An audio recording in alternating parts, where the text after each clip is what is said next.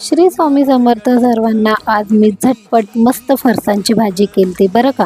कारण घरी कारल्याची भाजी होती आणि कारल्याची भाजी तर मला बिलकुल आवडत नाही, त्यामुळे म्हटलं फरसांची भाजी करू.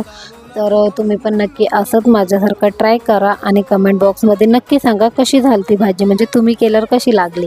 तर सर्वात पहिले गॅस ऑन केला, कढई ठेवली, त्यानंतर तेल टाकलं. तेल थोडंसं गरम झाल्यानंतर जिरे मोहरीचा मस्तपैकी तडका दिला.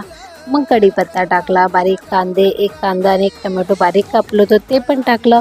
1 मिनटं मध्यम गॅसवर शिजून घेतलं. त्यानंतर मस्तपैकी घरगुती मसाले टाकलेले, कांदा मसाला, हळद, मीठ आणि लाल मसाला टाकलेला आणि 1 मिनटं शिजून घेतलं ते सर्व. आणि गरम पाणी 2 कप गरम पाणी टाकलं त्याच्यात आणि वाटीभर फरसाण टाकलं.